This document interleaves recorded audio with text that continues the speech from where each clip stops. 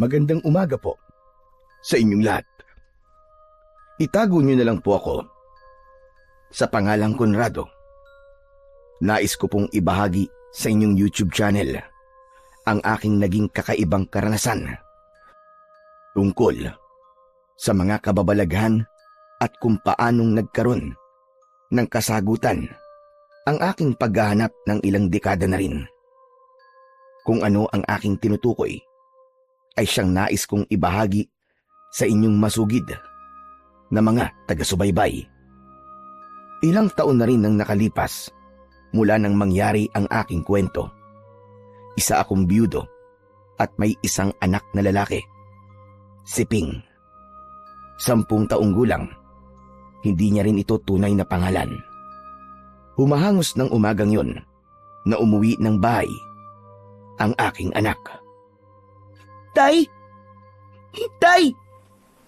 Masamang balita po! Masamang balita pala eh. Huwag mo na sabihin sa akin. Paano niyo po malalaman kung di ko po sasabihin sa inyo? Kung ikakayaman natin yan, sige sabihin mo sa akin. Pero kung hindi naman, huwag mo na sabihin. Hindi ako interesadong malaman. Ano ba yan? Ang KJ niyo naman, Tay. Kayo na nga pong dadala ng balita, ayaw niyo pa. Pakikinggan niyo na nga lang, tamad pa kayong makinig. Baka kasi kung kaninong chismosa mo lang narinig yung ibabalita mo sa akin eh. Tay, hindi po to chismis. Totoo po ito. Tungkol ba saan yan? Sa mga aswang po na natagpuan po sa kabilang baryo. Ano ka mo? Aswang? Aba, uso pa ba yun ngayon? Opo, Tay. Saka, hindi po yun aswang na gaya ng sinasabi mo. Anong hindi katulad ng aswang na sinasabi ko? Yung gaya po ni Aling Yolanda. Sabi nyo, inaswang siya ni Mang Tino, di ba? Kaya iniwan ni Aling Yolanda ang asawa at sumama na kay Mang Tino. Loko ka talaga. Ibang aswang naman yung tinutukoy ko dun eh. Kaya nga po, Tay, dahil yung ibabalita ko po sa inyong aswang ay totoong aswang talaga. May mga matutulis na pangil, mahahabang kuko at nakakatakot po na anyo. Bakit? Ano bang meron sa aswang na sinasabi mo? Tay, may mga pinatay. Tapos, iniwang labas po ang lamang loob ng mga biktima. Totoo ba yan? Opo, Tay. Doon nga po sa kabilang barangay. Sa barangay Arkong Bato po. Nakatabi lang nitong barangay Daang Bato na barangay po natin. Aswang nga ba, anak? Baka mamaya may kung ano lang mabangis na hayop na naligaw doon. Tapos, ipinamamalita na nila nakagagawa ng aswang. Basta tayo, yun po ang bali-balita eh. Nahuli raw ba yung aswang? Hindi nga po, Tay. Kasi nga daw po, nakatakas. Naku, naloko na. Kung ganun, abay, delikado tayo. Tama po kayo, Tay. Hindi lang po ang mga taga-Arkong Bato ang delikado, kundi maging tayong mga taga rito sa Daang Bato. Dahil baka sa susunod, dito naman po humanap na magiging biktima ang aswang na yun.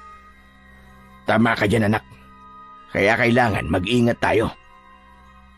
Yun nga po ang dahilan kaya sinabi ko po sa inyo eh. Para po makapag-ingat tayo. Lalo na, lagi po tayo nasa labas, di ba? Dahil po sa trabaho nyo, Itay, bumibili tayo ng mga sirang alahas. Nagpupunta tayo sa kung saan-saan para lamang humanap ng mabibili. Kapag umaalis naman tayo, syempre, kasama na dun yung lagi natin pag-iingat. Tama po kayo. Dapat talaga dinodoble natin lagi ang pag-iingat natin. Dahil hindi natin alam kung kailan biglang sasalakay ang aswang na umatake po dun sa kabilang baryo. Saka anak, alam mo, hindi tayo dapat matakot sa kanya. Pero Tay, wala raw po sinisino ang aswang eh. Lahat po maaaring maging biktima niya. Pero hindi tayo, anak. Si Tatay talaga ang yabang magsalita. Hindi po natin kaya ang aswang na yun kapag biglang nagpakita sa atin. Wala ka bang tiwala sa akin, anak? Bakit po, Tay? Kaya niyo po bang harapin ang aswang? Depende. Depende po ba sa laki ng aswang, Tay? Oo. Saka depende sa anong klaseng aswang. Tay, hindi ko po alam kung anong klase ng aswang yung umatake sa barangay Arkong Bato eh. Sana, mahinang aswang lang po yun. Anak, lagi naman ako nakahanda sa aswang. Kahit pa sa kung anong maligno. may mga paraang itinuro sa akin na pangontra sa mga aswang. At kapag umaalis ako, lagi akong may dala. Asin at bawang po ba, Tay? Oo, pwede naman yun. Kasi nga, hindi nila kakayari ng amoy ng bawang. Tapos, takot din sila sa asin. Paano po kung ibang aswang sila at hindi na po takot sa asin at bawang? Okay lang. Kasama naman kita, anak eh. Ho? Ako pong ipang tatapat niyo sa aswang? Malay ko, kung takot pala sila sa itsura mo. Tatay naman eh, kung ano nung sinasabi eh. Nakakatakot ba ang itsura ko? Anak, nagbibiro lang ako. Ikaw naman kasi masyado mong siniseryoso ang ganyang mga balita. Minsan kasi, yung ganyang balita ay gawa-gawa lamang. Ba't po gagawa ng ganung balita? Para po ba takutin po ang mga bata? Ganun po ba? Mismo, nakuha mo. Para mga bata, pagdating ng dilim, ay hindi na lumalabas pa at manatili na lamang sa loob ng bahay para mag-aral ng leksyon nila. Ganun po ba yun, Tay? Oo naman. Kasi nga ang mga kabataan, gusto lagi nasa galaan. Kaya ginagamit na panakot ang mga aswang para hindi na sila gumala-gala pa sa gabi. Pero Tay, totoo po talaga yung nasagap ko pong balita. Dahil nga, meron pong napahamak.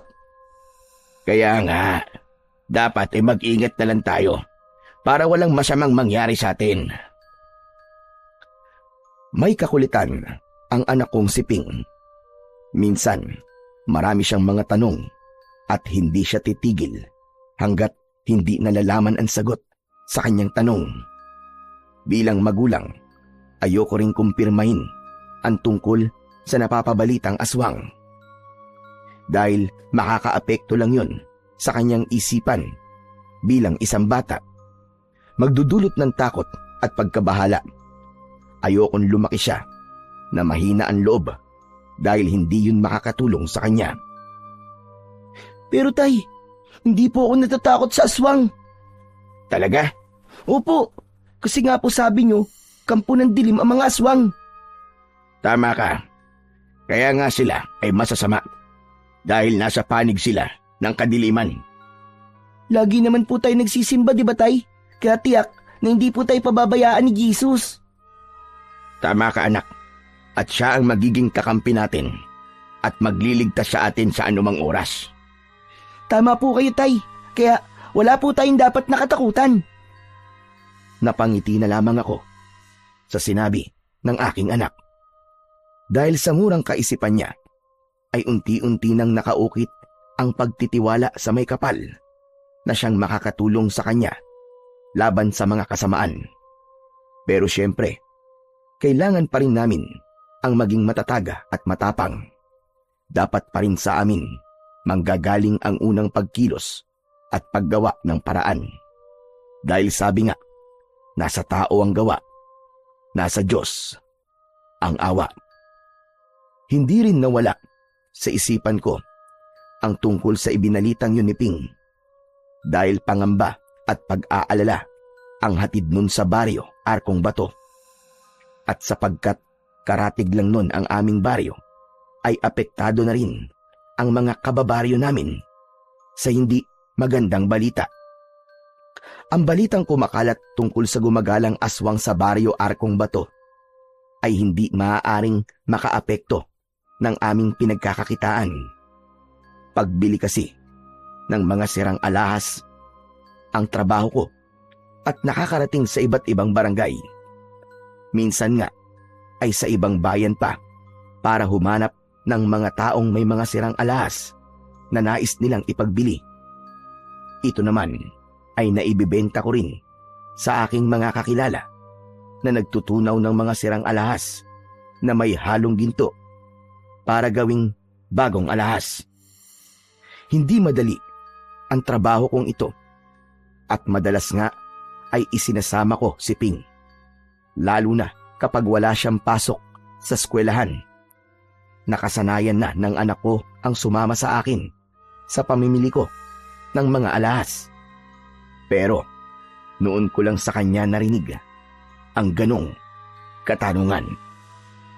Ano nga uli yung tanong mo sa akin, anak? Pakiulit mo nga.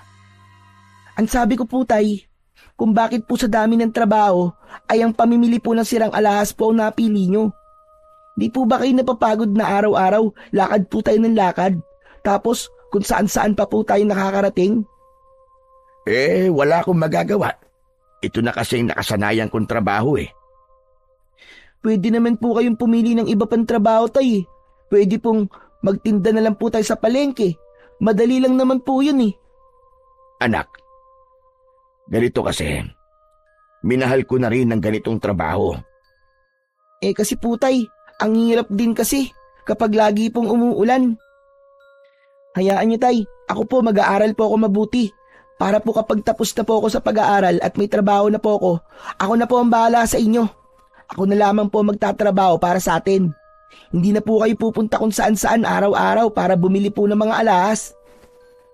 Salamat, anak. Nakakatuwa naman. Nakasama ako sa mga plano mo. Ang bait talaga ng anak ko. Siyempre po, Tay. Pero anak, hindi ko rin kasi basta kayang iwan ang trabahong ito. Tay, hindi pa po ba kayo nagsasawa at napapagod? Hindi ko pa ito maaaring pagsawaan, anak. Bakit naman po? May iba pa akong dahilan kung bakit ko kailangan manatili sa ganitong trabaho. Ano po yun, Tay? Sa ngayon, anak, hindi ko pa masasabi sa'yo. Pero alam kong maiintindihan mo. Ayoko pang sabihin sa'yo dahil ayokong umasa ka. Tapos, mabibigo ka lamang. Kayo po ang bahala, Tay. Kung ayaw niyo pa pong sabihin sa akin, okay lang po yun. Salamat, anak.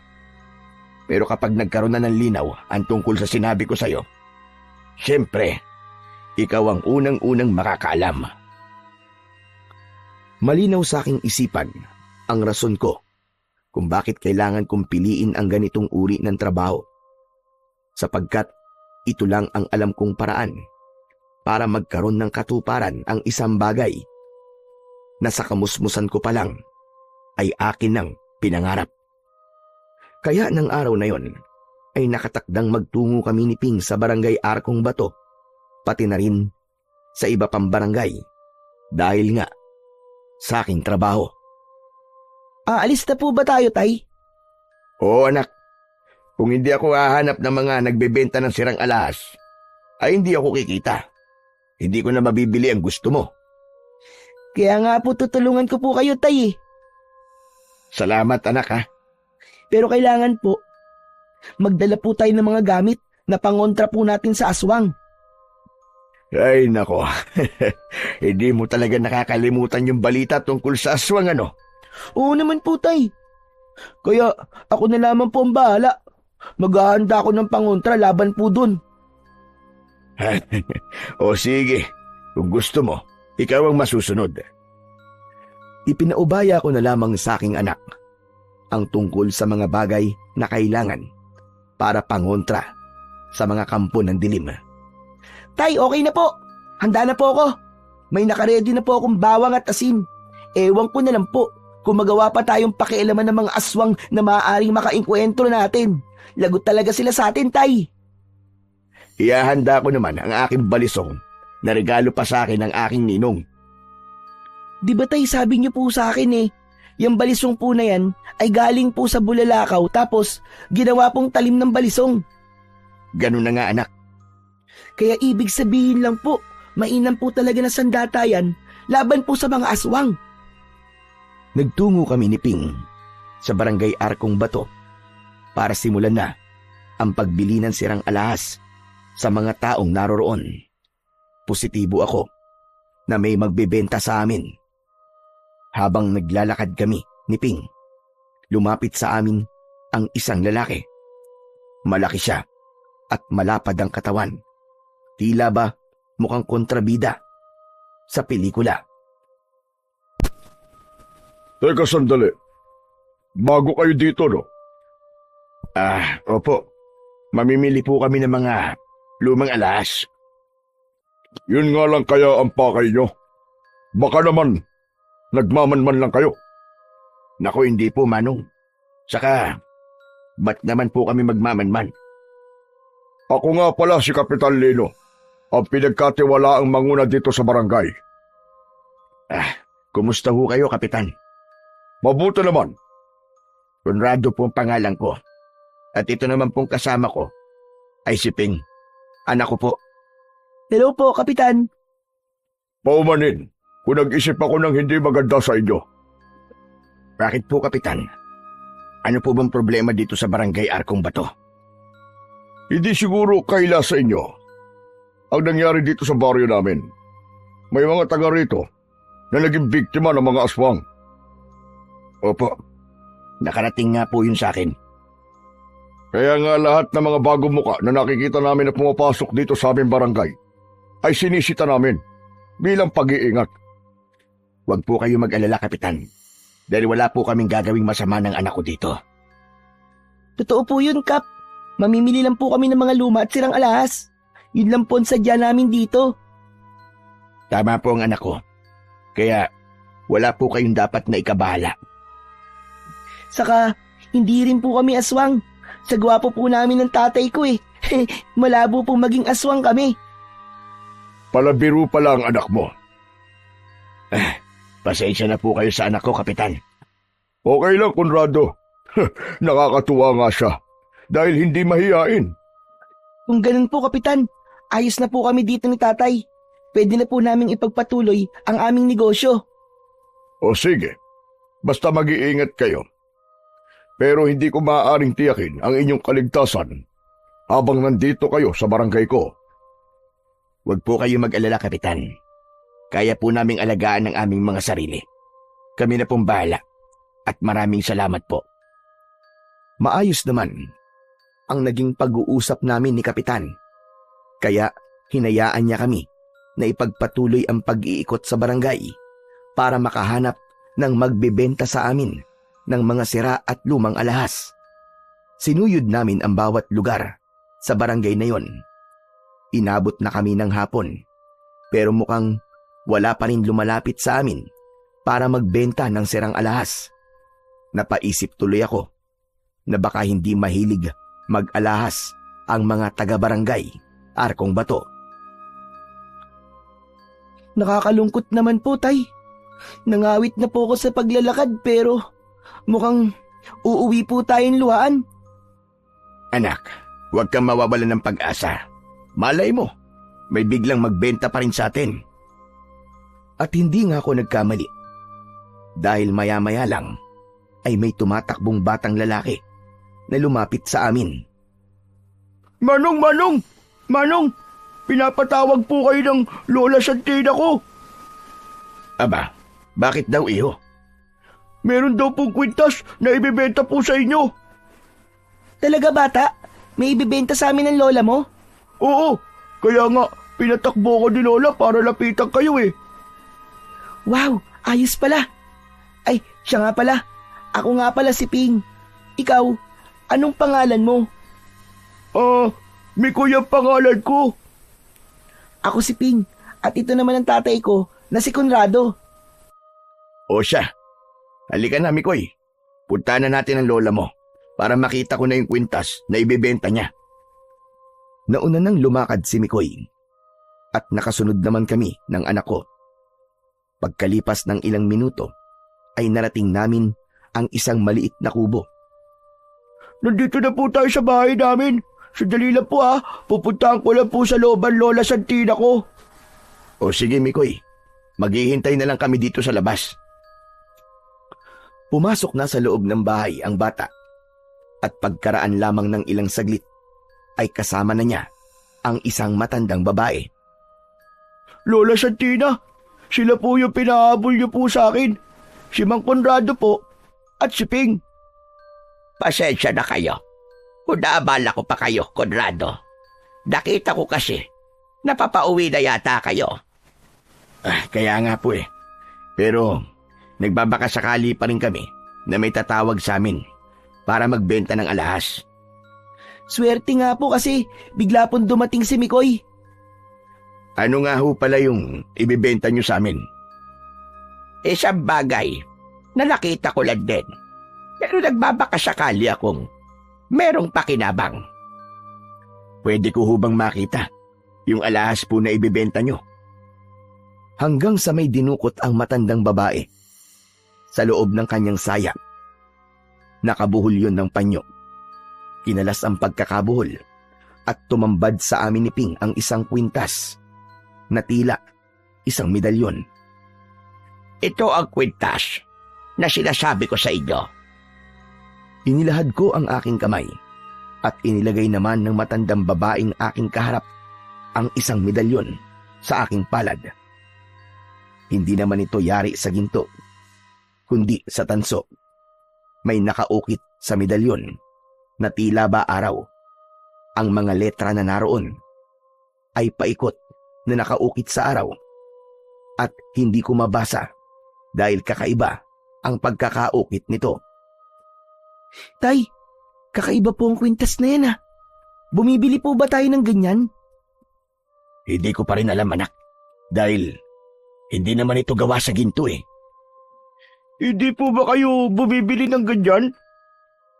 Hindi kasi ganitong mga alahas ang binibili namin. Pero kakaiba ang medalyon na ito.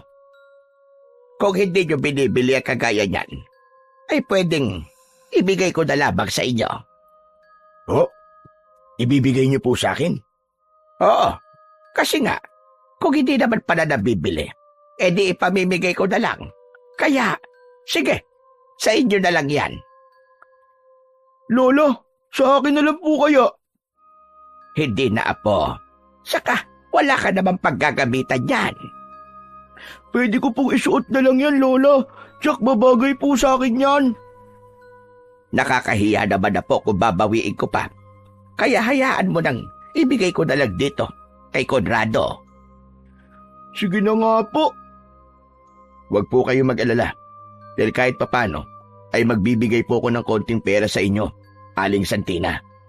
Ako, hindi na kailangan. Sa kagaya ng nasabi ko, ay napulot ko lang naman ang medalyon na yan doon sa gubat nang minsan akong magawi roon. Aling Santina, tanggapin niyo na lang po bilang tulong ko na rin po sa inyo. Aba sige, ikaw ang bahala. Heto po ang konting halaga.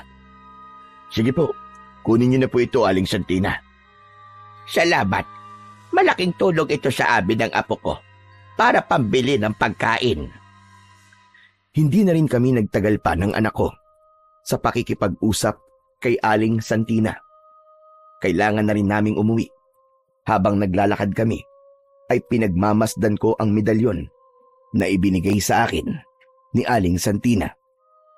Pangkaraniwan lang naman ito kung titignan. Pero dahil sabi nga niya, ay napulot lang niya. Kaya wala rin siyang alam kung para saan ba ang medalyon na hawak ko. Pero hindi ko maintindihan kung bakit tila ba may kung anong bagay na nagtulak sa akin para tanggapin yon. Samantalang hindi ko rin naman alam kung saan ko yon maaaring gamitin. Tay, tanong lang po, ano po bang gagawin niyo sa medalyon na ibinigay po sa inyo ni Lola Santina? Hindi ko nga rin alam, anak eh. Pero maaari ko namang isuot ito. Ikaw, gusto mo ba? Ang pangit naman yan, tay. Saka luma na. Ayoko pong isuot yan. Pero mukhang kakaiba ito, anak. Basta ayoko po niyan, tay. Kayo na lang po magsuot niyan kung gusto nyo. Kaso nga lang eh, parang ayoko ring isuot eh. Baka kumati ang balat ko. Itapon nyo na lang po kaya yan, tay. Saka wala rin po tayong mapapakinabangan dyan eh. Hindi naman po yan binibili ni Mr. Sholly. Kasi nga, mga sirang alahas po na may halong ginto lang ang binibili niya. Yan po parang bakal lang naman yung medalyon na yan, tay. Wala pong halaga yan. Pero sayang naman, anak, kung itatapon ko to. Saka binigay sa akin to ni Aling Santina. Kaya kailangan, pahalagahan ko to. Itatabi ko na lang. Malay natin, bigla ko tong kailanganin, hindi ba? Sige po, tay. Kayo na lang po ang bahala. Saka anak, hindi ko rin alam kung bakit kakaiba ang pakiramdam ko habang kausap natin kanina si Aling Santina. Bakit po, tay? Ano po bang nararamdaman nyo kanina? Hindi ko nga maipaliwanag. Pero parang Magaan ang loob ko sa kanya eh. Kaya nga, binigyan ko siya ng pera. Kasi naawa ko sa kanya. Talaga naman pong nakakaawa sila ni Mikoy eh. Para nga pong masisira na po yung kubo na tirahan nila. Paano kaya sila nabubuhay na maglola, no? Oo nga po.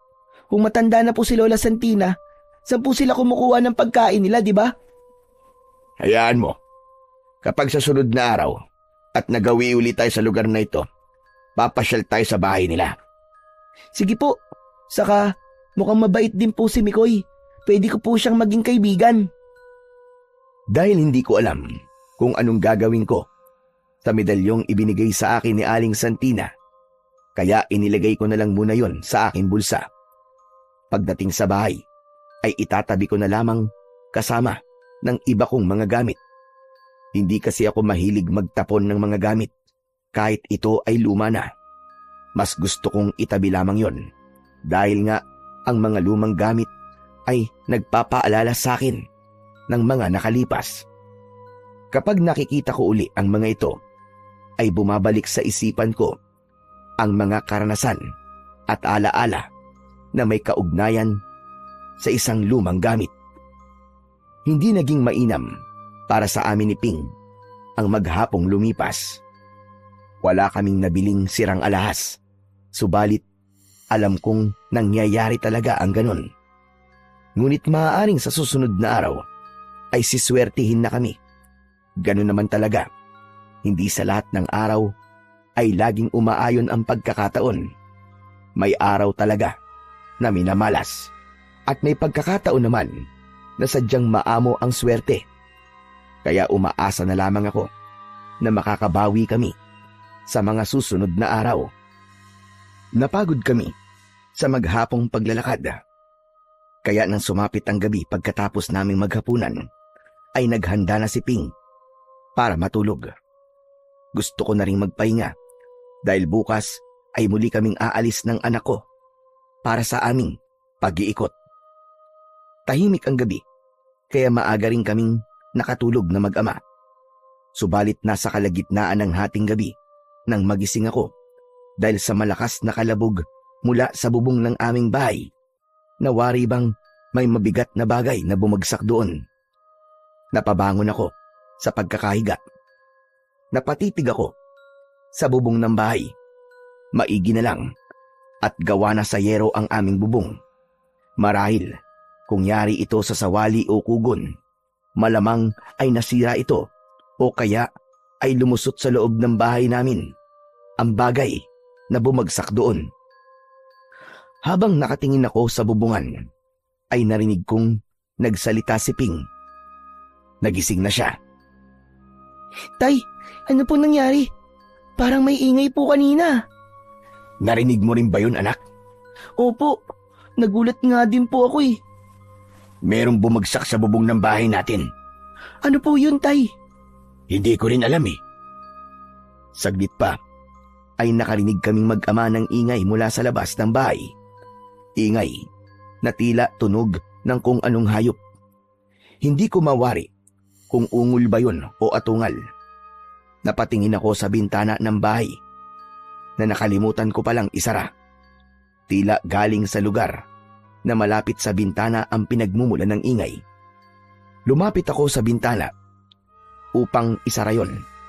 Subalit ganun na lamang ang gulat ko dahil biglang may lumitaw sa labas ng bintana. Isang uri ng nilalang na nakakasindak ang anyo. Bahagya akong napasigaw sa pagkagulat at agad na isinara ang nakabukas na bintana. Agad namang lumapit sa akin ang anak ko na nag-aalala. Tay, bakit po? Ano po nangyari? Bakit po kayo napasigaw? Anak, may kung anong hayop akong nakita. Ano pong hayop yun, Tay? Hindi ko rin alam eh. Ngayon lamang ako nakakita ng ganong hayop. Naku, lagot na. Bakit, anak? Tay, baka naman po, aswang na po yung nakita nyo. Ano ka mo? Aswang? Opo, Tay. Kasi po, narinig ko po yung mga usapan tungkol sa aswang na nagpapakita at umaatake po sa barangay Arkong Bato. Sabi po nila, ay mukha daw po yung hayop. Pinaghalong aso at baboy na mo ang itsura tapos parang tao din po. Ganun po bang nakita nyo, Tay?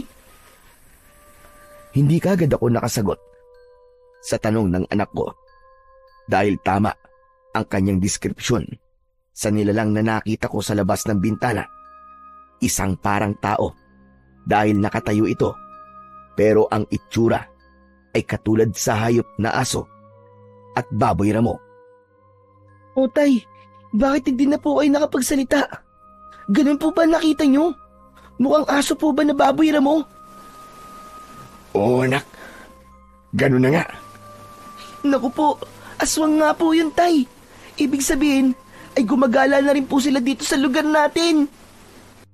Pero anak, ano kayang kailangan nila? Saka bakit kaya dito sa atin siya unang nagpakita? Baka po naligaw lang po, Tay. Kung manggugulo siya dito sa lugar natin, kailangan na maging handa tayo. Siguro po, sabihin na rin po natin sa mga taga rito ang tungkol po sa nakita nyo, Tay. Wag anak, baka mamaya kung anong isipin nila dahil hindi lahat ay maniniwala.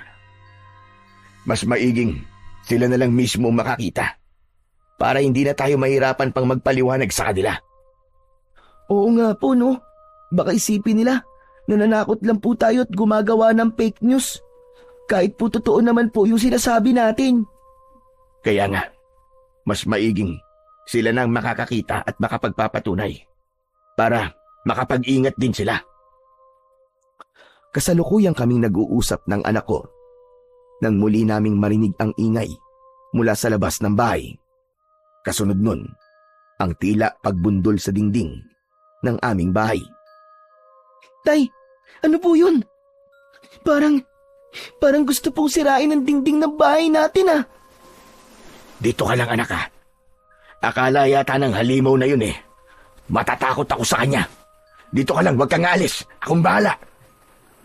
Totoong kinakabahan ako sa nangyayaring yun. Kaya lamang, hindi ako maaaring magpakita ng takot kay Ping. Dahil tiyak, siya man ay natatakot din. Ayokong maging duwag ang anak ko. Kaya nilakasan ko ang aking loob. Nagpunta ako sa kusina at hinagilap doon ang bagong hasa at mahaba kong itak. Hindi siya sasantuin ng aking itak, anak. Kahit ano pang uri siya ng halimaw, tatagpasan ko talaga ang ulo niya. Tay, mag-ingat po kayo. May nginig ang tuhod na lumabas ako ng bahay. Pero pinaglalabanan ko ang aking nararamdaman na takot. Sabi nga, palakasan na lang ng loob. Kailangan ipakita sa magiging kalaban na mas matapang ka at buo ang loob. Nakakatulong daw yun para masindak din ang kalaban. Kaya naman, yun ang ginawa ko. Nang makalabas ako ng bahay, ay agad kong iginala ang aking mga mata. Kung sino ka mang halimaw ka, lumabas ka! Magpakita ka sa akin! Huwag kang magtago sa dilim! Wari bang nanunuyo ang lalamunan ko sa kaba habang ako'y nagsasalita para ipakita at iparamdam sa halimaw na yun na handa akong harapin siya. Alam kong hindi yun pangkaraniwan. Mahirap kalaban ang nilalang na kampo ng dilim, lalo na't wala akong anumang taglay na mutya para harapin siya, kundi tapang at itak na ginagamit kong pangputol ng kahoy na panggatong ang tanging sandata ko. Habang naroroon ako sa labas, ay wala pa ring nagpapakitang anuman. Patuloy ko namang iginagala ang paningin ko para hanapin ang anyo ng halimaw na nakita ko sa may bintana. Hindi ako nagpapakampante, kundi naging alerto ako. Maigpit kong hinawakan ng itak hanggang sa maramdaman kong tila ba may nakamasid sa akin mula sa likuran ko. Kaya bigla kong umikot upang tignan yon. Nasa likod ko na pala ang aswang na kanina ko pa hinahanap at handa na akong atakihin. Nakaumang ang kanyang dalawang kamay na may matutulis na kuko na animoy patalim. Ang malaking bibig nito ay nakanganga at nakalitaw ang kanyang malalaki at matutulis na ngipin. Sa kanyang paglundag na pag-atake ay bigla akong napayuko, kaya lumagpas ito sa akin. Subalit biglang buwelo ang aswang at nais niya akong balikan. Hindi ko maipaliwanag ang nararamdaman ko. Nang mga sandaling yun, hindi ko pa nakikita ang aswang, ay abot-abot ang kabang nararamdaman ko. Pero nang kaharap ko na siya at handa na kaming magsagupaan, ay nawala ang aking kaba. Kundi ang naiwan na lamang ay ang gigil para harapin at patayin siya. Sige! Halika, lumapit ka sa akin, Diablong buwang ka! Sige, lapit! Nang matikman mong hinahanap mo! Subalit, hindi agad lumapit ang aswang na yon, kundi nakatitig lang din siya sa akin. Nakipagtitigan ako sa aswang. Kitang-kita ko ang nagbabaga niyang mga mata. Wari bang gusto niya akong takutin. Pero nagkakamali siya dahil unti-unti nang nawala ang takot sa dibdib ko. Kundi ang nararamdaman ko ay ang kagustuwang magapi ang halimaw. Maigpit kong hinawakan ang aking matalas na itak na tangi kong armas at ako ang dumaluhong sa aswang. Handa kong itarak sa kanyang katawan ang hawak kong sandata. Subalit, bago ko pa yun maitarak, ay nakita ko na lumundag siya ng mataas. Kaya naman naiwasan niya ang ginawa kong pag-atake. Bigla kong humarap sa aking likuran kung saan siya bumagsak. Muli ay nakahanda ang aswang para siya naman ang umatake sa akin. Galit na tila umuusok ang kanyang malaking ilong. Pero nakipagsabayan ako sa kanya. Sinabayan ko ang kanyang pagsugod. Hindi ko na rin maintindihan kung saan nanggagaling ang aking nararamdamang tapang at lakas ng loob. Mabilis ang naging kilos ko, kaya nagawa kong sugatan ang aswang. Yun lang ang tangi kong nagawa. Pero ang talagang plano ko, nang makipagsabayan ako, ay hindi lang siya sugatan, kundi ang tapyasin kahit isa sa kanyang mga braso. Ang sugat na natamo ng aswang ay lalo lamang nagpagalit sa halimaw. Umaagos ang dugo sa braso ng aswang kung saan naroon ang sugat. Kaya alam kong sa susunod niyang pagsugod ay tiyak na gagawin niya ang lahat para makaganti sa akin. Umatungal ang aswang bago pa sumugod sa akin. Nagbuga din siya ng kung anong usok mula sa kanyang bibig. Naamoy ko ang tila usok mula sa bibig at hindi kaaya-aya ang amoy noon. Dahilan para masuka ako at maubo. Nahirapan ako na tila ba kakapusin ang aking hininga dahil sa mabahong amoy na pinakawalan ng aswang. Narinig ko ang pag-iingay ng halimaw na tila ba natutuwa sa nangyayari sa akin. Nakita ko ang pagbuelo niya para ako ay sugurin. Nang sumugod siya, bagamat kinakapos ako ng hininga ng mga sandaling yon, dahil sa mabahong amoy, ay nagawa ko pa ring umiwas. Subalit sa pag-iwas ko, ay nawalan ako bigla ng balanse at nabuwal ng patihaya. Sa nangyari sa akin ay pagkakataon na yon ng aswang upang malaya niya akong atakihin at sagpangin. Kaya lamang, nang kakagatin niya na ako, ay nagmamadaling lumapit si Ping at may isinaboy sa aswang. Pumalaw ang aswang at nagwala. Umuusok ang katawan at tila ba nahihirapan. Nailigtas ako ng anak ko sa tiyak na kapahamakan. Maraming salamat at lumabas ka, anak! Hindi ko po kayo maaaring pabayaan, Tay! Anong ibinuhos mo sa aswang? Ito po, suka po na may binabad po na bawang at sili. Maigi at naisipan mong kunin yan, anak. Ito po ang una kong nakita sa kusina, Tay. Kaya ito po kagad ang kinuha ko. Patuloy na nagwawala at nagpapagulong-gulong sa lupa ang nasasaktang aswang. Bago pa ako nakalapit sa aswang, para sa kanyang katapusan, gamit ang mahaba at matalas na itak, ay kitang-kita kong gumagapang ito papalayo upang makatakas. Tay, nakakalayo na po siya. Hayaan mo siya, anak.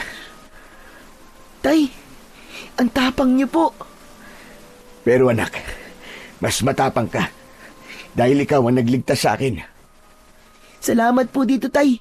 Sa suka po na may bawang at sili. Oo nga, anak. Hindi lang para maging sausawan ng suka na yan, kundi magliligtas din pala sa akin laban sa aswang. Yun nga lang po, Tay. Naubos na po ang sukan sausawan natin. Wala na po. Ayos lang yun. Madali lang naman na gumawa ulit ng bago niyan. Dahil wala na ang aswang at malapit na ring mag-umaga, kaya bumalik na kami ni Ping sa loob ng aming bahay. Nakakapagod ang mga pangyayaring yon, pero kapwa namin napatunayan ng anak ko na kaya naming iligtas ang aming mga sarili laban sa kung sino mang ibig puminsala sa amin. Hindi ko na rin ipinaalam pa sa ibang kalugar namin ang tungkol sa nangyari ng gabing nakalipas. Kinabukasan, muli naming ipinagpatuloy ang pagpunta sa kung saan-saan lugar upang mamili ng mga sirang alahas nang may mapansin kami ni Ping na isang lalaki na tila bago sa aming barangay. Palinga-linga ito na tila ba merong hinahanap. Lumapit kami ni Ping at inusisa ito. Amang, meron ka bang hinahanap? Baka makatulong kami ng anak ko. Salamat na lamang sa inyo. Halos alam ko ang pasikot-sikot sa lugar na ito. Kaya maaari ka magtanong sa akin kung gusto mo. Makulit ka rin, ano? Teka man, ang gusto ko lang naman ay makatulong. Hindi ko kailangan ng tulong mo. Aba, teka. Ang yabang niyo naman. Ikaw na nga gustong tulungan ng tatay ko eh. Tapos, ikaw pa itong mayabang? Sinabi ko bang kailangan ko ang tulong ng itay mo? Hindi naman, di ba? Hambog ka talaga! Tutal, di mo pala kailangan ng tulong namin. Eh di sige, bahala ka. Ikaw rin, baka hindi mo alam kung anong meron dito sa barangay namin. Baka hindi ka na makalabas ng buhay dito. Tinatakot mo ba ako? Hindi, nagpapaalala lamang ako. Tay, hayaan na nga natin ang mayabang na yan. Huwag tayong makipag-usap sa taong kagaya niya. Mabuti pa nga anak, makakasira lang ng araw natin ang mga taong ganyan. Buti pa nga umalis na kayo. Sisirain nyo lang din ang araw ko. Aba, at talagang araw mo pang nasira, eh ikaw nga itong magaspang ang ugali. Ang dami mo talaga sinasabi. Sige na, iwan nyo na ako. Kaya sabi ko nga sa inyo, hindi ko kailangan ng tulong ninyo. Ayoko ring makipagtalo pa dahil wala namang mangyayari. Pero may napansin ako sa lalaking aming kausap. Nakabalot ng tela ang kanyang kaliwang braso. Napatitig ako doon na agad namang nakita ng lalaki. Anong tinitingin-tingin mo, ha? Ano nangyari sa braso mo? May sugat ka ba? Parang may dugo kasi ang telang nakabalot eh. Wala kang pakialam. Tay, sabi ko nga po, hayaan na po natin siya. Masyadong mayabang ang isang yan. Kala mo kung sino. Sige anak, halika na. Maaabala lang tayo sa lakad natin eh. Mabuti pa nga iwan nyo na ako dahil ayoko ring makita ang mga pagbumuka nyo. Sige, layas na! Tinalikuran na lang namin ang lalaking mayabang. Pero hindi ko maintindihan kung bakit para bang mainit ang dugo niya sa amin. Samantalang noon lang naman namin siya nakita. Bakit nga kaya may benda ang lalaking yun sa kaliwang braso niya, no? Baka nga po may sugat siya, Tay. Ang ipinagtataka ko lang anak, saan kaya niya nakuha ang sugat na yon? Bakit po, Tay? Ano po bang iniisip nyo? Nagtataka lang kasi ako anak.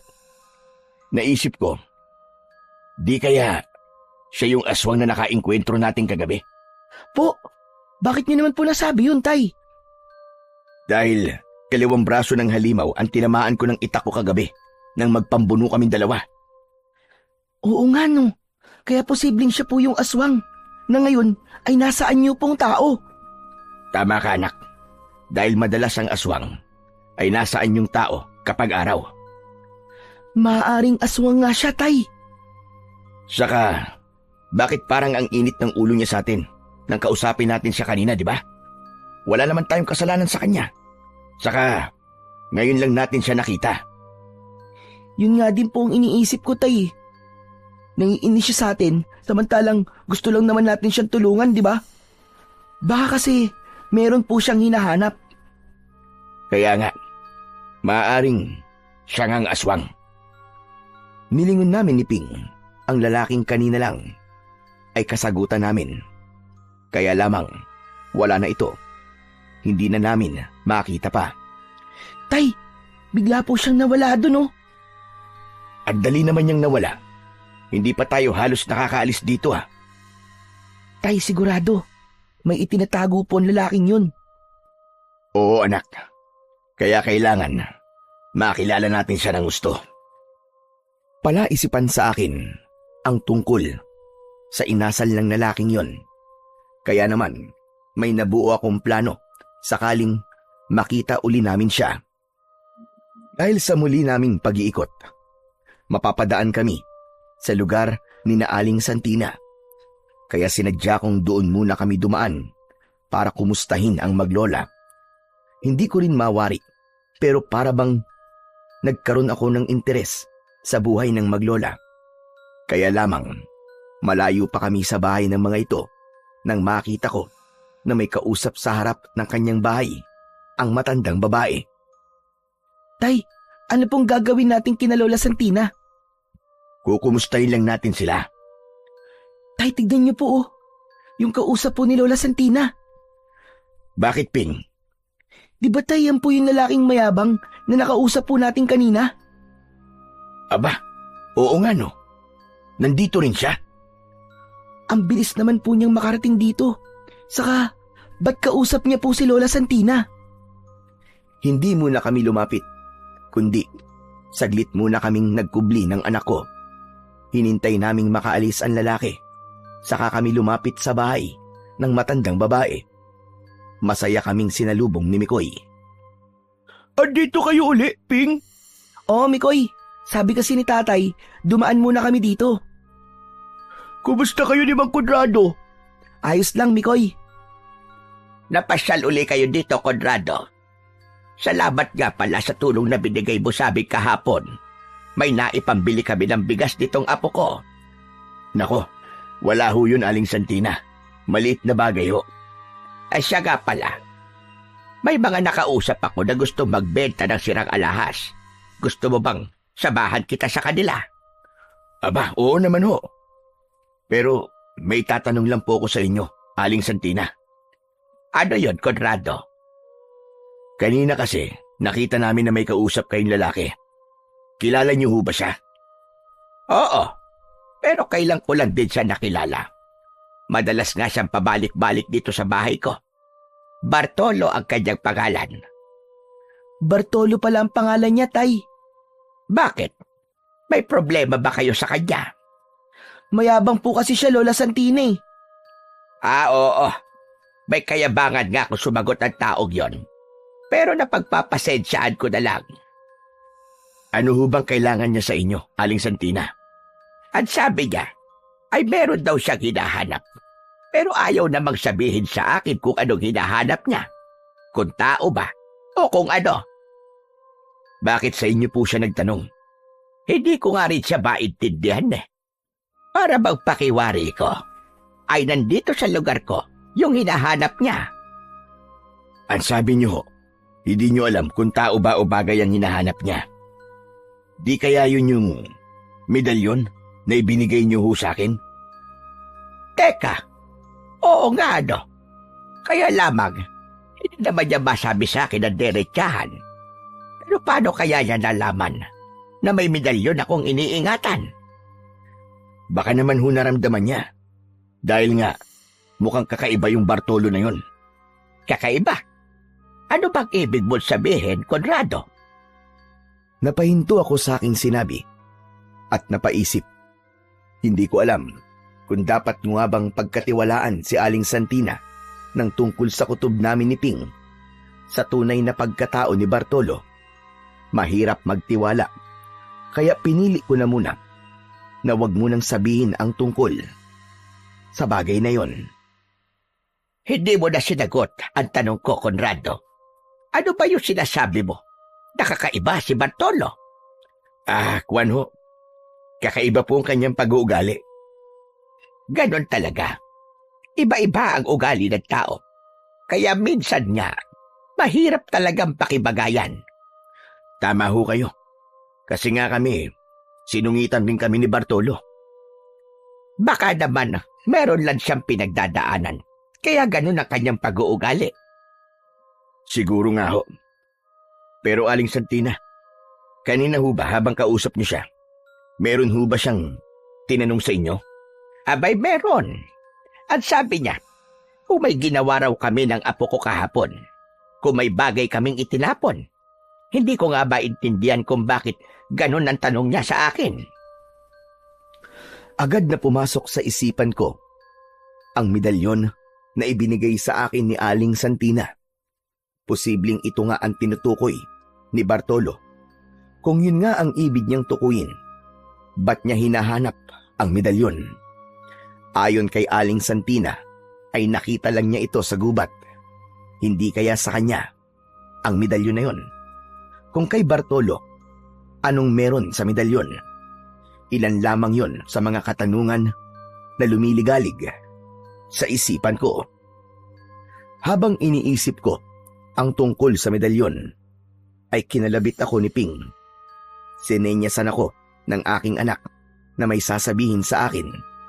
Iniyuko ko ang aking ulo at may ibinulong siya sa akin. Ayon sa kanya, ay nakita niya sa hindi kalayuan si Bartolo. Naroon pala ito sa lugar na malapit lamang sa bahay ni Aling Santina. Bahagya kong tinapunan ng tingin ang lugar na sinabi ng aking anak. Kailangang wag mahalata ni Bartolo na nakatingin ako sa kanya.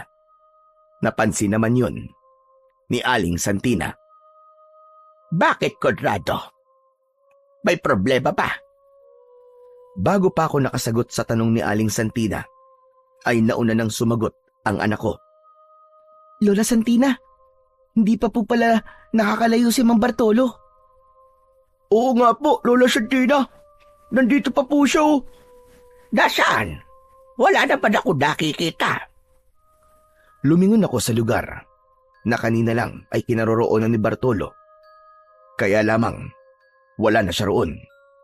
Hala, bigla po siya nawala. Baka nagtago. Oo nga po, nakita ko rin po siya kanina eh. Ang sabi niya ay aalis na siya. Pero teka, hindi kaya naghintay talaga siya at nagmamanman sa amin ni Mikoy? Posible po yun, Aling Santina. Pero bakit naman? Anong dahilan at bakit kailangan niyang magmanman sa kilos namin ng aking apo? Wala pong ibang dahilan, kundi sa medalyon. Pero bakit? Ano bang alam niya sa medalyon? Sa akin yon, at nakita ko lang sa may gubat. Yun na nga po, Aling Santina. Baka may kinalaman po sa medalyon ang pagmamanman niya sa inyo. Hindi niya alam na may itinatago akong medalyon. Aling Santina, hindi niyo po alam ang totoong pagkatao ng lalaking yon. Baka ramdam niya po na itinatago niyo. Bakit ikaw ba, Conrado? May alam ka ba? May kutob lang po ako, pero hindi ko yun natitiyak.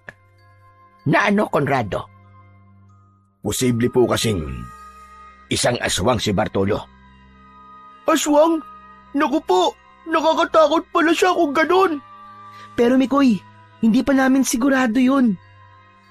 Kaya labang, hindi malayong totoo yun. Yun din po ba ang kutob niyo? Basta nararamdaman ko, ay may kakaiba nga sa kanya. Hanggang doon na lamang. Dahil sa sinabi ni Aling Santina, ay nagkakaisa pala kami ng aming nararamdaman tungkol sa pagkatao ni Bartolo.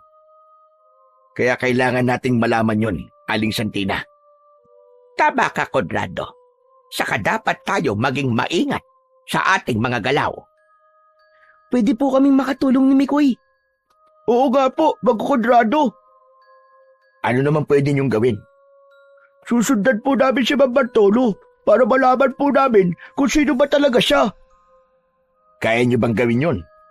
Opo, kaya-kaya. Ikaw ba, Ping? Okay lang ba sa'yo yon? Kaya mo ba? Oo naman. Kasi nga, kung totoong aswang si Mang Bartolo, kailangan makagawa tayo ng paraan para tapusin siya kagad. Dahil hindi siya titigil sa ginagawa niyang paggasik ng kasamaan. Ang mga nilalang nakampo ng kadiliman, dapat pinapatay para hindi na makapaminsala pa.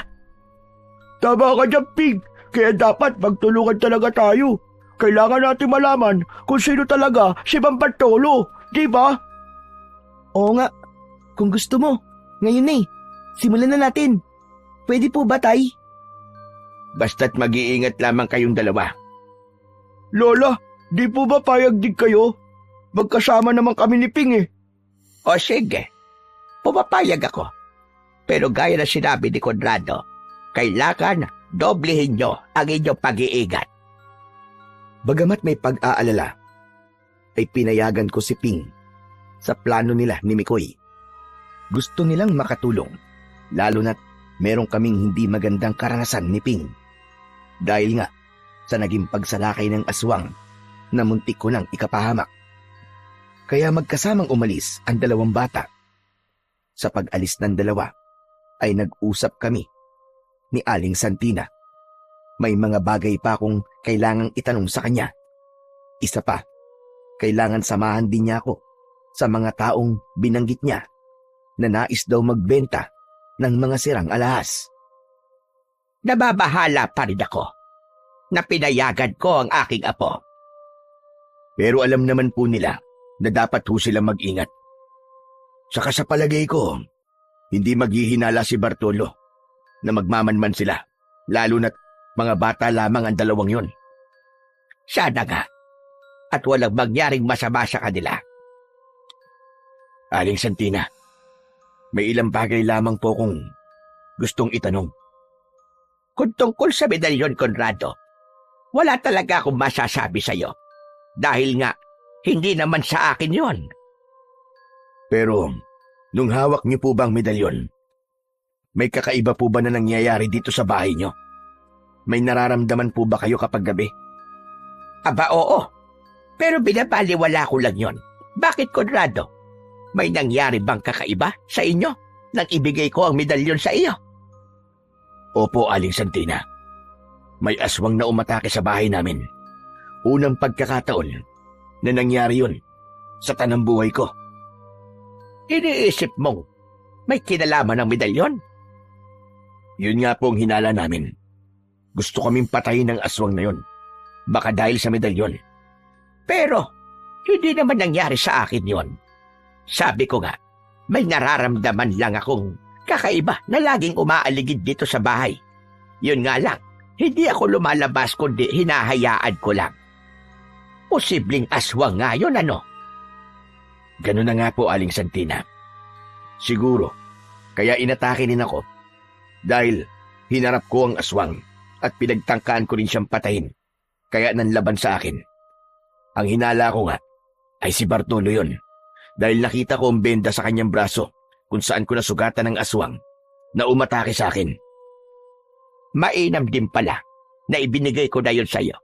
Kundi baka napatay na kami ng aswang. Kaya nga dapat kayong mag-ingat, Aling Santina. Pero dahil ako nang may hawak sa medalyon, tsak, babalik sa bahay ko ang aswang na yon. Kung ganon, maaaring mahalaga sa aswang ang medalyon. Ganon na nga po, Aling Santina. Ang naiisip ko ay dalawang bagay lamang. Maaaring may mapapala silang pakinabang sa medalyon. Pwedeng magpapalakas sa kanila bilang aswang, o di kaya naman ay magiging dahilan nito para maglaho ang kanilang lahi at kapahamakan ng hatid sa kanila ng medalyon. Pero, paano naman natin yun malalaman? Hindi ko rin po alam, Aling Santina. Aba, dapat mong malaman yun, Conrado. Para na rin sa inyong kaligtasan. Sa maikling sandali, nang naging pag-uusap namin ni Aling Santina, ay mas naging malinaw sa aming dalawa ang tungkol sa medalyon. Bagamat hindi pa rin namin batid kung para saan talaga ito, subalit kahit papano ay nagkaroon na kami ng ideya. Nagpasama na muna ako kay Aling Santina para puntahan ang mga taong sinasabi niyang magbebenta ng sirang alahas. Yun naman talaga ang pakay ko. Kaya nga lang, may ibang bagay pa akong nais malaman na siya namang napag-usapan namin. Inabot na ako ng hapon sa bahay ni Aling Santina dahil na rin sa paghihintay sa pag-uwi ni Ping at ni Mikoy. Oh, bakit ngayon lang kayo? Medyo nahirapan po kasi kami, tay, dahil kailangan namin mag-ingat at hindi makahalata si Mang Bartolo. Lihim namin siya sinundan, pero salamat na lang at hindi po siya lumalayo. Dito lang din siya nagpapaikot-ikot sa barangay Arkong Bato. Nagtatanong siya sa mga bahay-bahay. Ano namang tinatanong niya?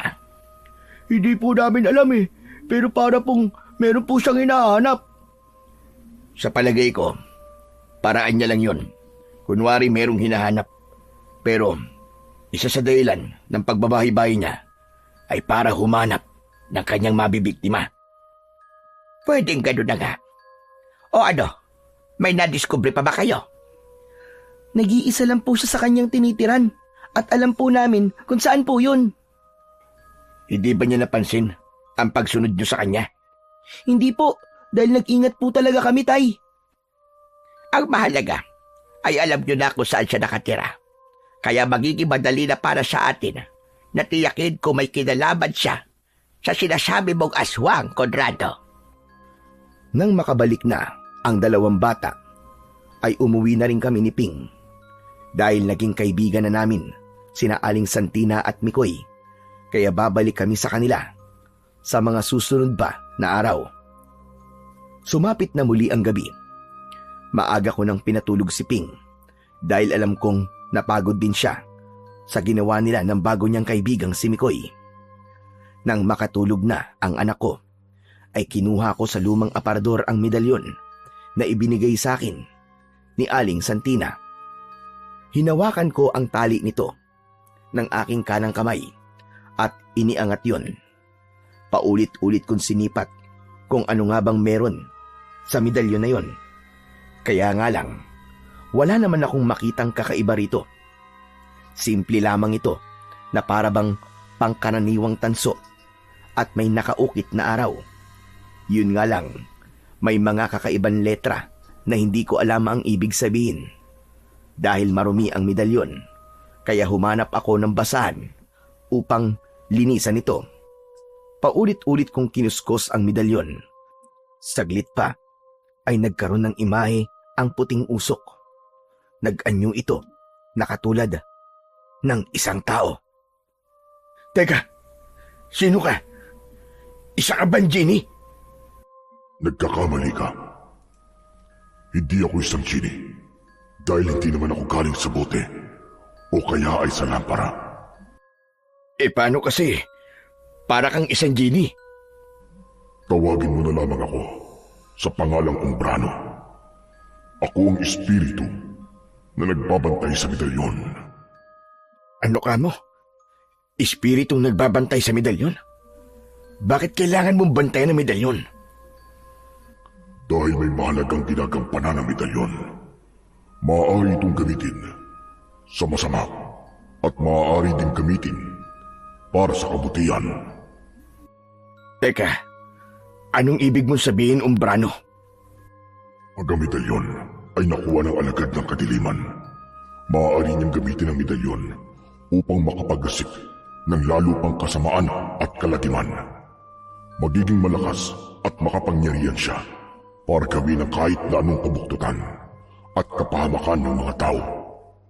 Subalit kung ang makakakuha nito ay nilalang na may mabuting puso at kalooban, ay maaari niyang gamitin ito para sa pagtatanggol at sa lalo pang paggawa ng kabutihan para sa kaligtasan ng sanlibutan. Kaya pala, gusto rin itong makuha ng kampo ng dilim. Tama ka, kaibigan. At walang magagawa ang espiritong nagbabantay sa medalyon, kundi sundin ang anumang nais ng nilalang na magmamay-ari ng medalyon. At ikaw yun, Umbrano. Maaari kang gumawa ng masama kapag masama ang may hawak ng medalyon. At kabutihan naman kapag mabuting tao ang may hawak. Ganun na nga, kaibigan. At wala akong magagawa kundi ang sundin ang anumang ipinag-uutos nito. Kung ganun pala, kailangan kong ingatan maigi ang medalyon para hindi ito makuha ng kampo ng kadiliman. Nasa iyong mga kamay ngayon ang kapalaran ng medalyon. Kung para ba ito sa kabutihan o sa kasamaan. Pagkatapos ng huling sinabi ni Umbrano, ay bigla itong naging usok at bumalik sa medalyon. Ngayon ay alam ko na ang lihim ng medalyon at bakit kailangan ko itong ingatan. Batid ko na rin ang paraan upang makausap uli ang espiritu na dito ay nagbabantay. Hawak ang medalyon ay ginising ko ang anak ko na si Ping. Tay, bakit niyo po ako ginising? Sumama ka sa akin, anak. Saan po tayo pupunta? Samahan mo ko sa lugar ni Bartolo. Po, pero tay, gabi na po. Ito nga ang tamang pagkakataon para puntahan siya upang matiyak na natin kung tama ba ang ating hinala. Ganun ba? Sige po tay, sandali lang. Bumangon at agad na naghanda si Ping para ako ay samahan. Hinagilap ko naman ang aking matalas na itak na magiging sandata namin sa pagpunta sa bahay ni Bartolo, maging ang aking balisong na yari sa pilak. Tinahak namin ang kadiliman ng gabi. Salamat na lang sa binigay na liwanag ng sikat ng buwan at kahit papano ay nakatulong yon upang hindi kami mahirapan sa lugar na aming pupuntahan. Umabot din ng kalahating oras ang ginawa naming paglalakad bago nakarating sa lugar ni Bartolo. Hindi kami tuluyang lumapit sa kanyang tinitirahan, kundi nagkubli muna kami sa mga malalagong halaman na malapit sa kanyang tirahan. Tamang-tama ang dating namin dahil naroon si Bartolo. Sakto namang lumabas siya ng bahay habang nakakubli kami ng aking anak. Saglit na tumayo sa harap ng tirahan niyang kubo si Bartolo. Umingala siya sa kalangitan at tumitig sa liwanag ng buwan. Matamang nagmamasid lamang kami ng anak ko, naghihintay sa susunod na mangyayari. Pilit kong inaninag ang kanyang braso. Wala na yung benda, gaya ng nakita ko siya. Posibleng gumaling na yon. Sa isang nilalang na may kakaibang kapangyarihan, ay may kakayahan silang magpagaling kagad ng anumang sugat sa kanilang katawan. Unti-unti, nakumulimlim na tila nagtago ang buwan sa mga ulap. Kasabay ng pagkulimlim ng sikat ng buwan ay nakita namin ang pagbabago ng anyo ni Bartolo. Nakita namin ni Ping ang pag-iiba ng mukha nito. Naging anyo ng hayop na baboy ramo at may pagkakatulad din sa aso. Subalit ang malaking katawan ay namamalagi pero tinubuan ng makapal na balahibo. Ang mga kuko sa kamay ay humaba. Nakatingala pa rin sa kalangitan na tila sinasamba ang liwanag ng buwan. Kasabay ang atungal ay nagbigay ito ng kilabot at nanuot sa aming katawan. Subalit gaya nga ng dapat mangyari, ay dapat maging malakas ang aming loob. Sa nasaksiyan namin yon, ay napatunayan namin ni Ping na si Bartolo nga ang aswang na sumalakay sa amin. Maaaring may mga kauri pa siya na nagkukubli lamang. Tay, ano pong gagawin natin? Dito lang muna tayo, anak. Hindi tayo aalis. Pero tay, mukhang aalis na po ang aswang na si Bartolo. Maaaring sa bahay natin ang punta niya. Po, bakit po sa atin? Para kunin ang medalyon dahil malaki ang magiging pakinabang niya kapag napasa kanya yon. Ramdam niyang ibinigay yun sa atin ni Aling Santina. Pero tay, wala sa bahay natin Yung medalyon. Di ba po dala-dala niyo po yun? Tama ka. Dahil hindi ito maaaring mapunta sa isang masamang nilalang na kagaya niya. Hanggang sa nakita na namin na umalis na ang halimaw na si Bartolo. Liim kaming sumunod ni Ping sa pupuntahan nito. Tama nga ang aming hula. Nagtungo ito sa aming bahay. Tay, tignan niyo. Pumasok po siya ng bahay natin. Hayaan mo siya. Wala naman siyang makikita dyan. Dahil hawak ko ang medalyon na kailangan niya. Bigo na lumabas ng bahay ang aswang na si Bartolo. Nasa mukha nito ang galit at pagkadismaya dahil wala siyang nakitang anuman sa loob ng bahay namin. Dahil taglay ko ang medalyon, bumulong ako dito para humingi ng tulong. Kasama ang lakas ng loob, humarap ako sa aswang. Ako ba ang hinahanap mo, Bartolo? Talagang pinahihirapan niyo ko. Oh, at huwag kang umasa na makukuha mo medalyon na hinahanap mo. Tama nga pala ang kutob ko. Nasa iyo ang medalyon. Ibinigay sa akin ni Aling Santina.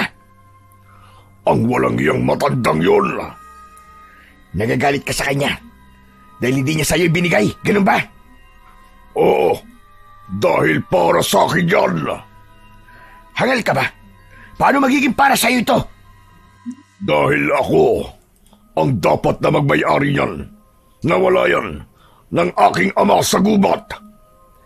Pero hindi pa rin ito nararapat mapunta sa mga katulad ninyo.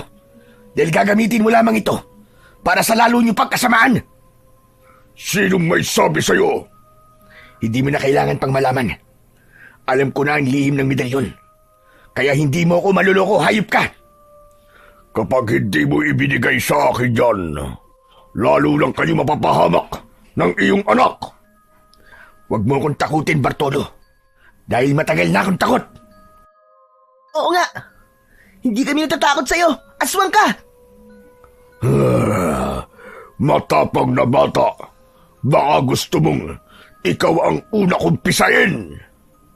Ang yabang mo. Ano ako, nana? Pipisain mo? Hoy, wag ako. Hindi mo kami kaya. Ang lakas ng loob mo.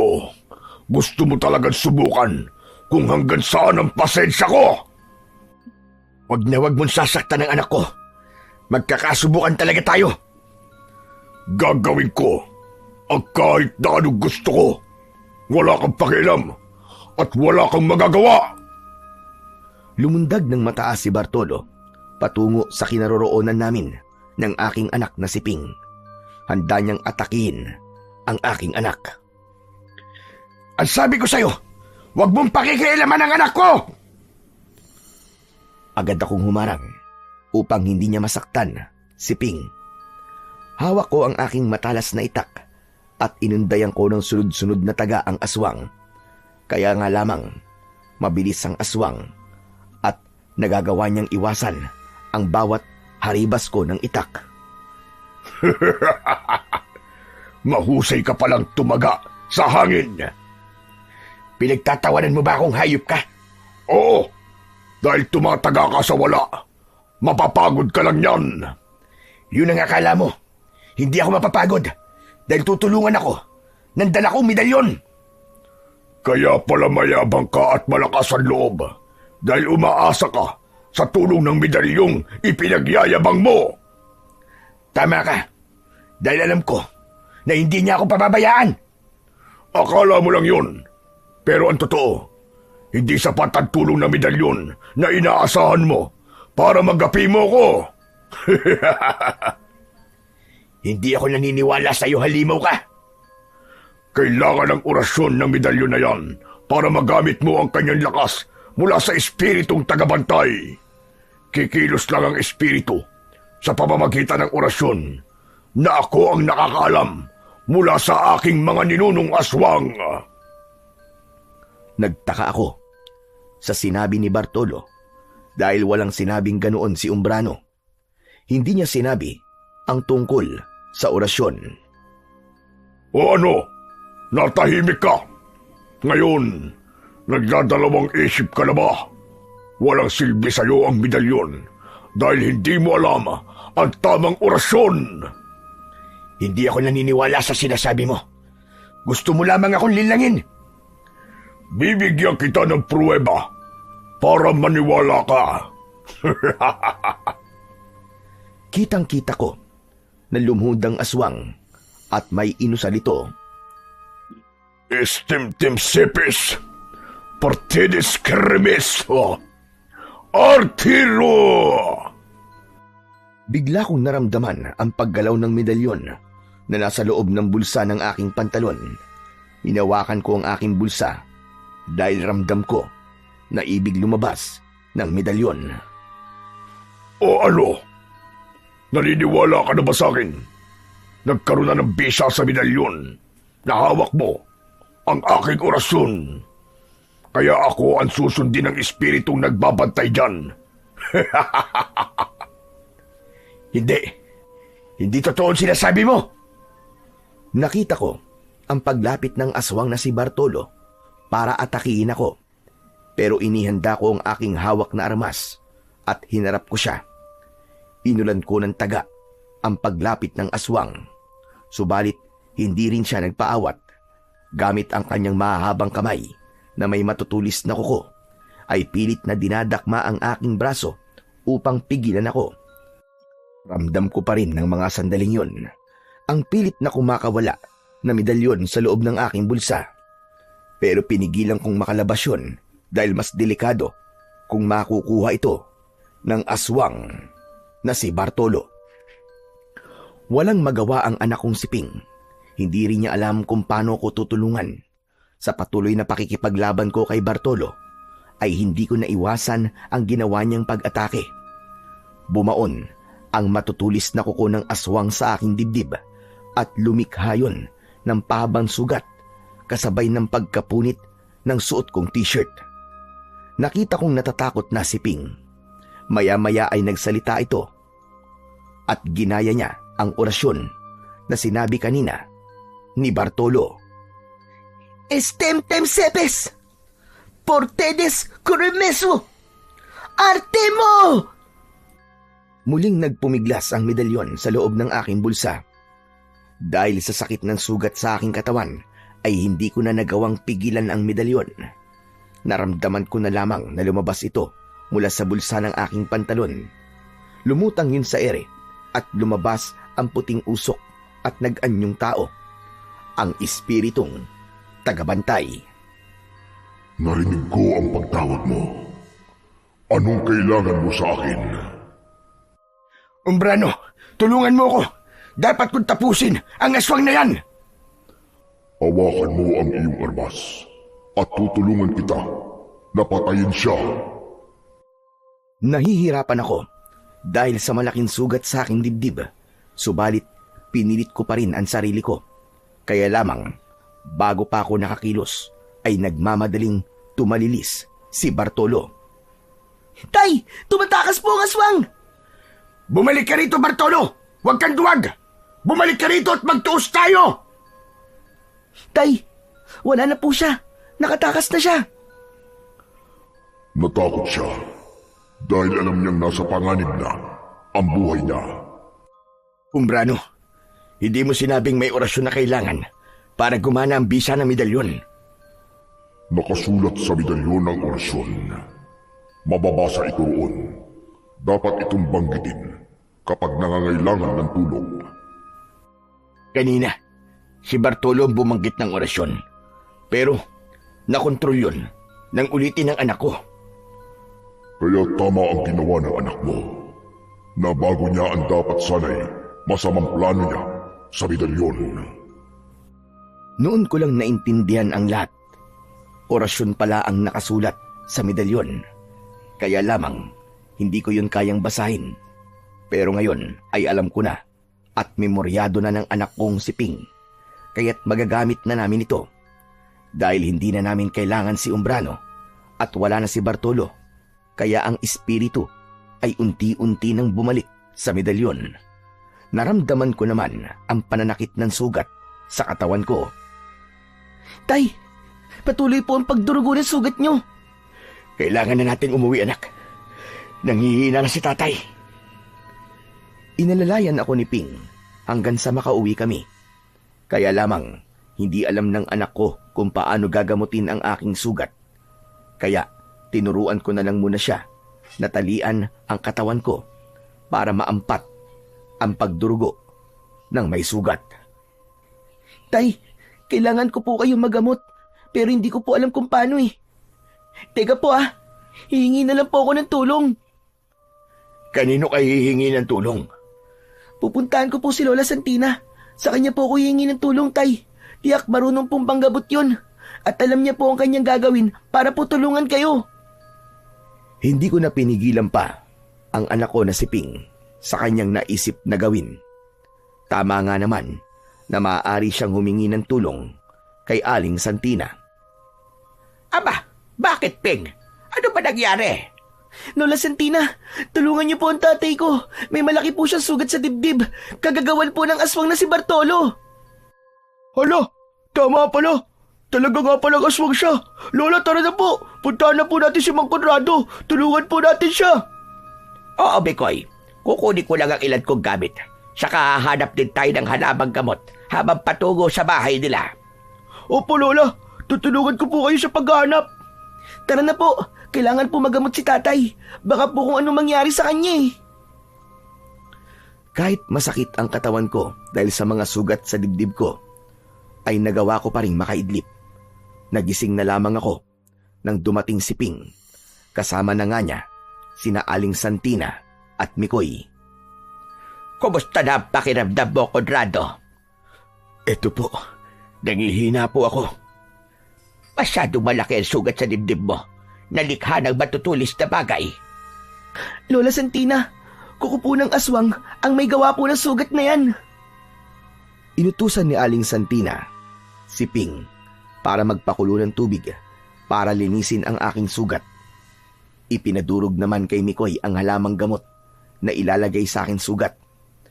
Mabilis na kumilos ang dalawang bata nang maihanda na ang mga kailangan ni Aling Santina para linisan at gamutin ang sugat ko sa katawan. Ay ginupit na rin ito ang suot kong damit.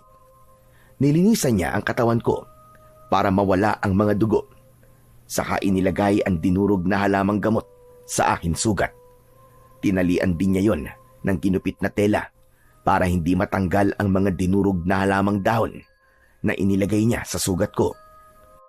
Napansin ko rin na may ikinuskos si Aling Santina sa itaas na bahagi ng aking dibdib na malapit sa aking balikat. Ayaw matanggal ng dumi. Hindi po dumi. Ang pilit niyo pong tinatanggal, Aling Santina. Ano ba ito? Itim na balat po yan na hugis puso. Kaya hindi po yan matatanggal kahit anong gawin niyo. Oo nga po. Katunayan nga po may ganyan din po ako sa dibdib ko eh. Heto po parang puso din. Pero mas maliit lang po. Hindi po kagaya nung kay tatay. Napansin kong natigilan si Aling Santina habang nakamasid sa akin. Maging sa balat ng aking katawan. Hindi ko mawari kung nagtataka ba siya na tila nangingilid ang mga luha. Subalit, wala naman siyang sinasabi. May problema po ba, Aling Santina? Wala, Conrado. Sige na, magpahinga ka na. Nalagyan ko na lang gamot ang sugat mo. Kaya wala ka nang dapat na ikabahala. Siya nga po pala. Tungkol po sa medalyon na ibinigay niyo po sa akin. Yung po ang dahilan kung bakit nakaligtas kami ni Ping sa pag-atake ng aswang. Kaya nga lang, nagawa pa rin po niya na sugatan ako. Ang mahalaga ay nakaligtas kayong mag-ama. Tama po kayo, Aling Santina. Pero alam ko po, nababalikan kami ng aswang na yon dahil hindi siya papayag na hindi kami napapatay at hindi nakukuha ang medalyon. Interesado talaga sa medalyon si Bartolo. Tama po kayo. Dahil siyang namumuno sa mga aswang.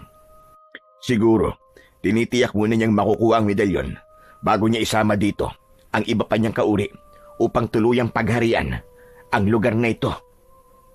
Hindi tayo dapat pumayag na gawin niya yon. Mahirap kung mag-ahari ang kadiliman sa lugar na ito. Pare-pareho tayong mapapahamak kapag nangyari yon. Huwag kayong mag-alala, Aling Santina. Hindi namin hahayaang mangyari ang bagay na yon.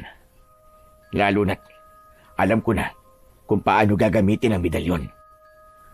Pagkatapos akong gamutin, ay nagpaalam na si Aling Santina at si Mikoy. Pero panay ang bilin sa amin kung ano ang mga dapat gawin. Nangako rin siya na babalik kinabukasan. Nakita ko rin na tila nagpahid ng kanyang mga mata si Aling Santina pagkaraang magpaalam. Tay, ano po nangyari kay Lola Santina? Umiiyak po ba siya? Kasi nakita ko po na nagpunas po siya ng kanyang mga mata eh. Para pong may luha eh. Hindi ko rin alam, anak. Siguro naawa lang siya sa akin. Siya nga pala, anak, Ping.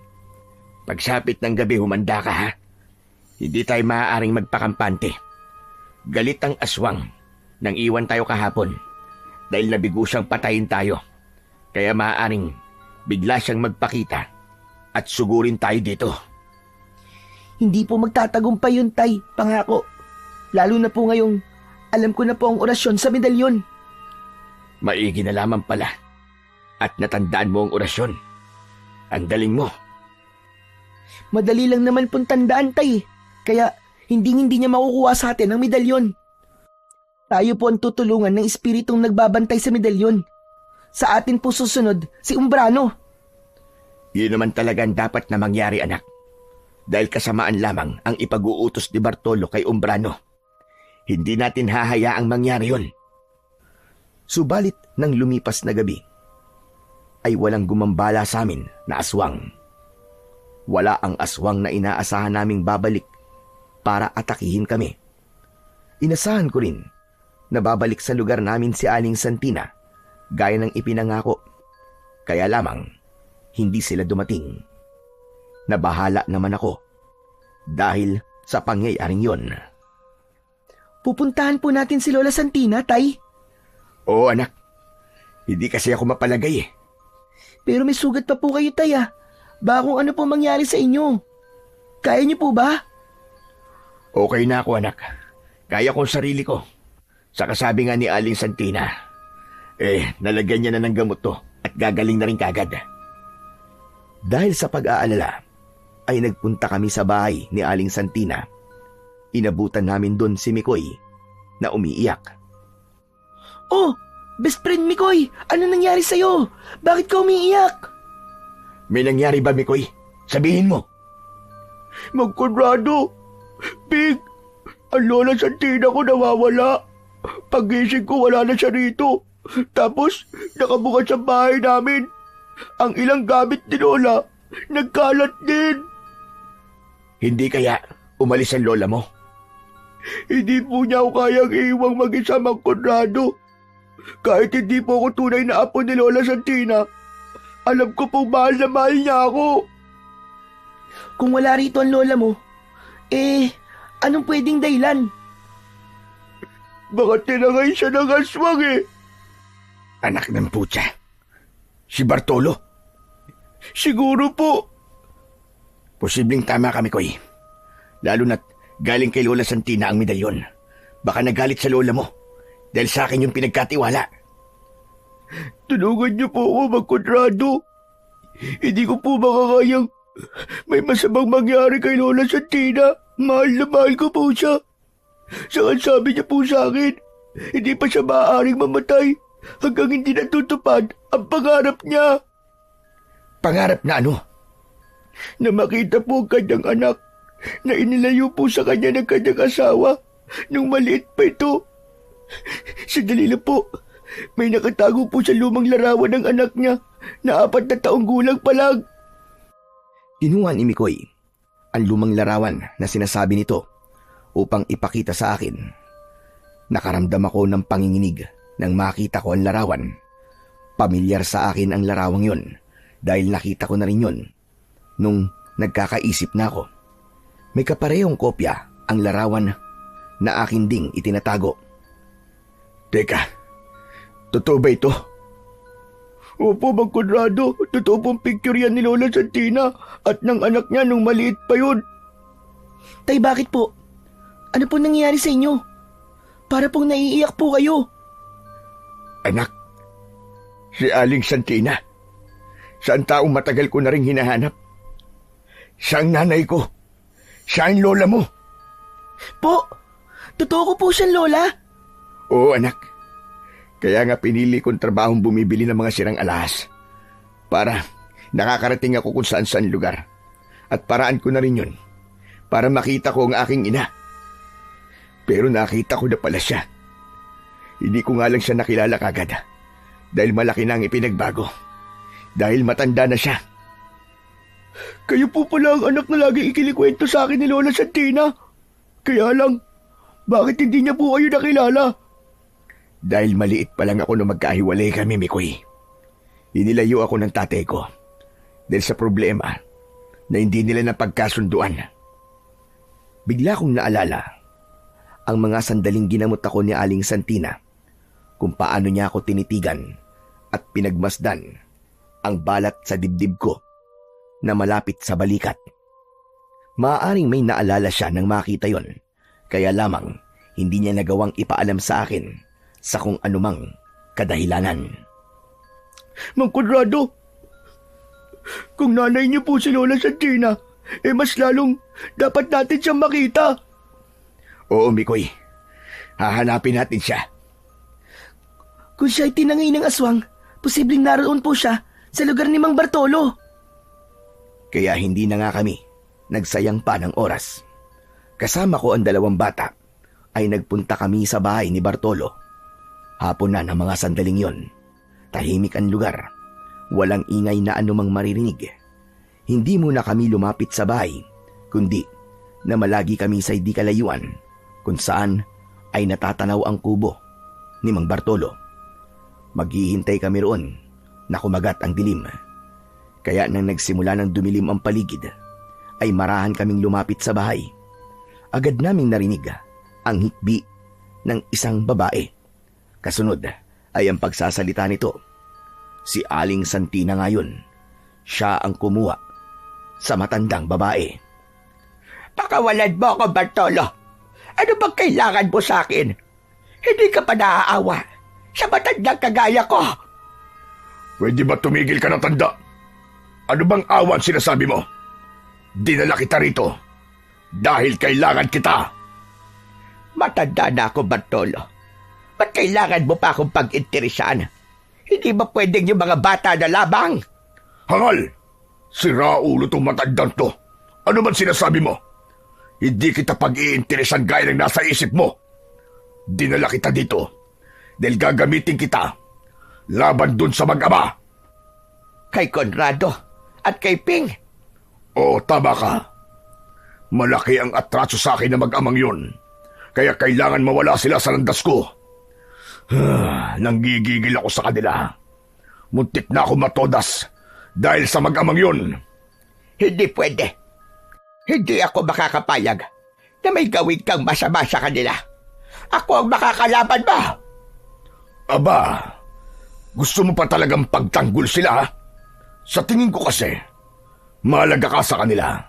Kaya para makuha ko ang medalyon sa kanila, gagamitin kita. Ibibigay nila sa akin na medalyon o gugutay-gutayin kita at ipapakain sa mga kauri kong aswang na sabik sa laman ng tao. Sige, gawin mo na gusto mo. Patayin mo na ako. Gutay-gutayin mo na ako pero hindi ako papayag na makuha mo medalyon sa kanila. Lalo na, ansaktan mo silang mag-ama. Dinig na dinig namin ang naging pag-uusap ni na Bartolo at ni Aling Santina na siya palang hinahanap kong ina. Gusto niyang protektahan kami ni Ping. Alam na rin niya na ako ang kanyang anak, kaya handa niyang itaya ang kanyang buhay para sa aming kaligtasan. Tay, ano pong gagawin natin?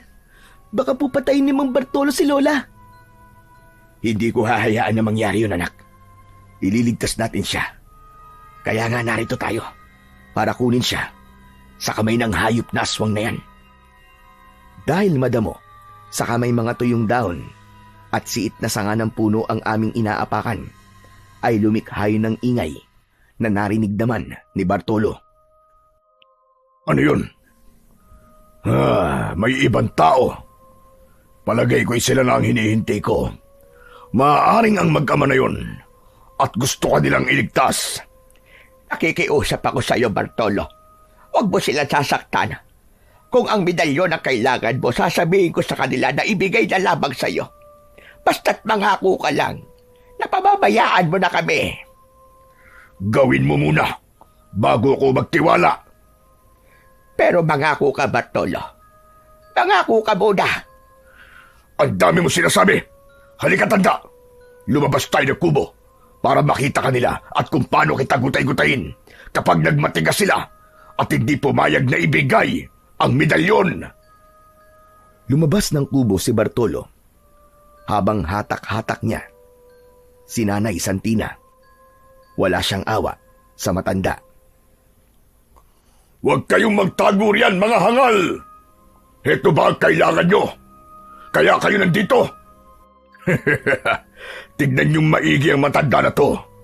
Kapag di kayo pumayag sa gusto kong mangyari, may paglalagyan siya! Lumantad na rin ako, pero sinabihan ko ang dalawang bata na huwag magpapakita. Mas mainam na nagkukubli sila para maaari silang kumilos habang kaharap ko si Bartolo.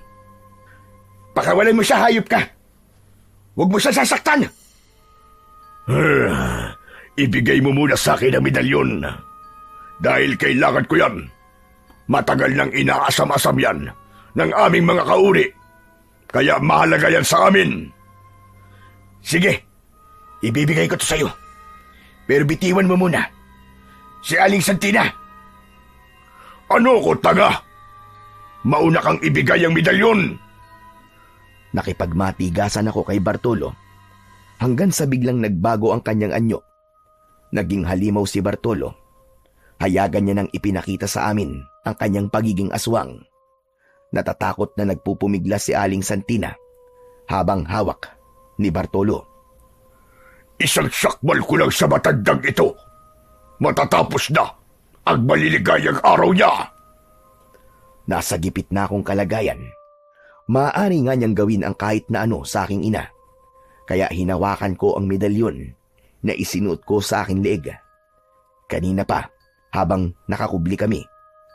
Kasabay nun ay ang pag-usal ko ng orasyon na akin na ring natandaan. Agad na lumabas ang espiritong tagabantay na nasa anyo ng isang usok. Andito na ako. Kailangan mo ba ang tulong ko, kaibigan?